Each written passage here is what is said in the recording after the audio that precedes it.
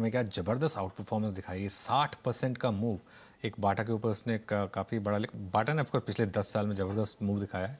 Last 1-2 साल में थोड़ा कंसोलिडेट कर रहा है। चलिए अब एक काम करते हैं। अब दिवाली करीब है और हम दिवाली से पहले कुछ अच्छे पिक्स आपके लिए ढूंढ कर ला रहे हैं और कौन से स्टॉक्स में आपको यहाँ से रिटर्न मिल सकता है, इन सब पर बात करने के लिए हमारे साथ रेलवे ब्रोकिंग के रिसर्च हेड हैं सिद्धार्थ भामरे, जो हमारे साथ जुड़ रहे हैं। Siddharth, good afternoon. सबसे पहले तो शो में जुड़ने के लिए शुक्रिया। थैंक यू अनुज, और बहुत बहुत शुक्रिया मुझे इनवाइट करने के लिए। और मैं इस माध्यम से आपको, आपके टीम को और आपके सभी व्यूअर्स को दिवाली की शुभकामनाएं देता हूँ। शुक्रिया आपको भी, और आपको भी शुभकामनाएं दिवाली की। चलिए तो अब आपकी पिक्स डिस्कस करते हैं सिद्धार्थ। थोड़े मिड कैप स्टॉक्स पहले डिस्कस करते हैं, फिर एक दो लार्ज कैप पे भी बात करेंगे। कैंसाई नेरोलैक एक बहुत इंटरेस्टिंग पिक है आपका, जो मैं पढ़ रहा था पेंट स्पेस में। ये क्यों पसंद है आपको और यहाँ पर क्या टारगेट्स हैं आपके? तो अनुज, मैं कंबाइन करता हूँ क्योंकि पेंट्स में हमारे पास दो स्टॉक्स है। ठीक है। मिड कैप में जैसे आपने कहा कि कैंसाई नेरोलैक, और हम लार्ज कैप में एशियन पेंट्स पे भी काफी बुलिश है। तो पहले तो एक ब्रॉड स्टोरी और फिर मैं नंबर्स की तरफ आऊंगा। ब्रॉड स्टोरी ये है कि रियल एस्टेट सेक्टर, जैसे आपके दर्शक कभी जान चुके होंगे कि काफी लोग बुलिश है रियल एस्टेट सेक्टर पे, और ग्रोथ भी हम देख रहे हैं। और at the same time pandemic के बाद 2-3 साल का पेंट अप डिमांड अभी बाकी है। और हम देखते हैं हमेशा कि मानसून के सीजन के बाद जो आने वाले 2 क्वार्टर्स होते हैं उसमें जनरली अच्छा रुझान रहता है इन कंपनियों का।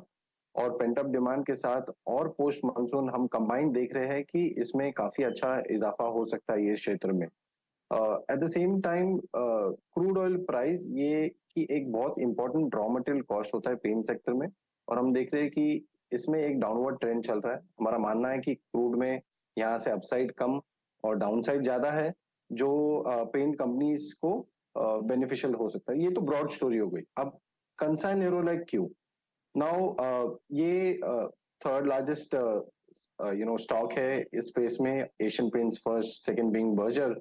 और हम देख रहे हैं कि इसमें पहले ये कंपनी ज्यादातर ऑटोमोटिव या इंडस्ट्रियल पेंट सेगमेंट में था, लेकिन अब ये डेकोरेटिव सेगमेंट में आ चुका है ज्यादा। 55% इसका रेवेन्यू अनुज आ रहा है अब डेकोरेटिव सेगमेंट, जो कि एशियन पेंट्स भी है, जहाँ पे वैल्यूएशन ज्यादा होते हैं, जहाँ पे मार्जिन ज्यादा होते हैं।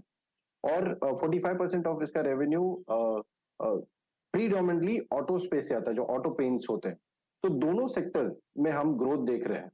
और क्योंकि ये डेकोरेटिव सेगमेंट में फिलहाल कम है 55%, इसकी वैल्यूएशंस भी कंपेयर टू अदर पीएस सस्ती है। तकरीबन अराउंड 36 पी 24 FY24 की अर्निंग्स के आसपास ये स्टॉक अवेलेबल है। तो हमें लगता है कि जैसे जैसे ये स्टॉक में इस कंपनी का डेकोरेटिव सेगमेंट बढ़ता जाएगा, इसको वैल्यूएशन का एक री रेटिंग होगा। और ऑटो स्पेस से जहां से हम काफी अच्छा ग्रोथ देख रहे हैं, आई एम श्योर आपके काफी सारे पैनलिस्ट आके कहते हैं कि ऑटो सेक्टर में काफी बूम दिख रहा है। तो ये जो 45%, 40 to 45% सेगमेंट जो है, वहां पे भी हमें काफी अच्छा अपसाइड इसमें दिख रहा है। काफी अच्छे नतीजे आ रहे हैं। सो कंबाइनिंग दीज टू फैक्टर्स और वैल्यूएशन का एक कंफर्ट देखते हुए, मुझे लगता है कि Kansai Nerolac mid cap space में पेंट सेगमेंट में काफी अच्छा है। End of course Asian paints के बारे में हम काफी बार चर्चा कर चुके हैं कि why this company is a buy. Asian paint भले ही एक्सपेंसिव हो, लेकिन ये एक्सपेंसिवनेस जो है वो क्लैरिटी और विजिबिलिटी ऑफ रेवेन्यू की वजह से ये स्टॉक्स हमेशा एक्सपेंसिव चलते हैं। और जब एफ वापस आएंगे और जिस तरह से फंड्स में पैसा आ रहा है, और अगर आप इंडिया ग्रोथ स्टोरी पे बिलीव करते हैं, तो उसका एलोकेशन एशियन पेंट्स को जरूर होगा। स्टॉक कंसोलिडेशन मोड में है, तो मुझे लगता है कि यहाँ से 2 साल का अगर कोई अनुमान लेके चले, तो एशियन पेंट भी एक अच्छा बाय है। एशियन पेंट्स और